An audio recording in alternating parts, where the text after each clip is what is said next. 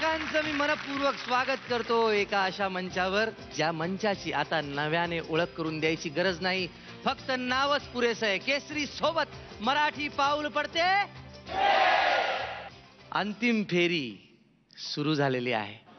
बीडचे राजूबाबा शेख हे ऑलरेडी महाअंतिम फेरीत जाऊन पोहोचलेले आहेत, पण आजपासून सुरू होते अंतिम फेरी. आता ही अंतिम फेरी, याचा प्रवास सुरू राहणार आहे.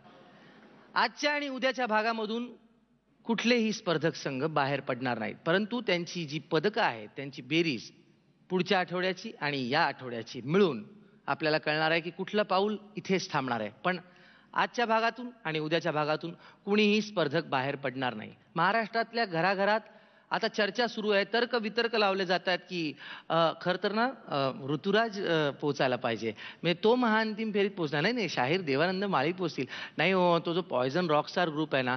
अशी विविध नावं, प्रत्येकाची एक एक चॉईस आहे आणि ते तसं होणार असं होणार. पण काय घडणार हे मात्र कार्यक्रम पाहिल्याशिवाय तुम्हाला कळणार नाही. आपले आवडते परीक्षक आपल्याबरोबर हजर आहेत. जोरदार टाळ्यांनी स्वागत करूया मकरंद देशपांडे सरांचं आणि मुग्धा गोडसे. आपल्या दोन लाडक्या परीक्षकांसोबत आज एक अतिथी आपल्या सोबत उपस्थित आहेत. त्यांच्याबद्दल मी काय सांगावं तुम्हाला. मी त्यांच्याबद्दल काही बोलावं म्हणजे काजव्यानं सूर्याची ओळख करून दिल्यासारखं आहे. महाराष्ट्राचा इतिहास, शिवछत्रपतींचा इतिहास ज्यांनी नव्यानं आपल्याला सांगितला, ज्यांच्या शब्दांमध्ये इतिहास आहे आणि ज्यांच्या नसा नसामध्ये आहे शिवछत्रपतींचं चारित्र्य. मी नाव सांगत नाही, त्यांना इथे घेऊन येतो.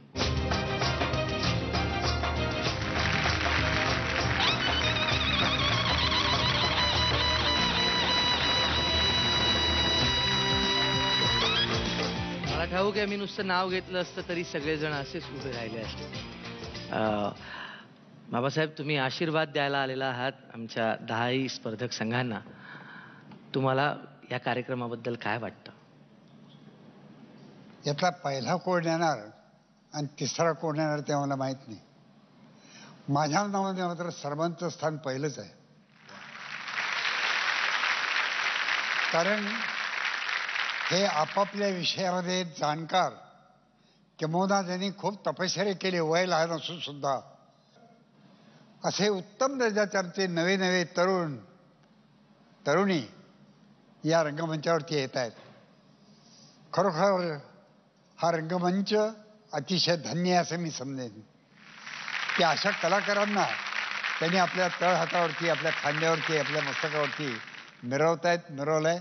आणि तो तुम्हा आम्हाला नव्हे तर महाराष्ट्रातल्या किंवा महाराष्ट्राच्या बाहेरच्या सुद्धा प्रेक्षकांना तो दिसतोय. हा एक अतिशय मोठा सहयोग आहे, यात काही शंका नाही. हार्दिक कौतुक आहे कलाकारांचंही पण आणि आयोजकांचे पण. हार्दिक अभिनंदन आहे. मी विनंती करीन की तुम्ही विराजमान व्हा.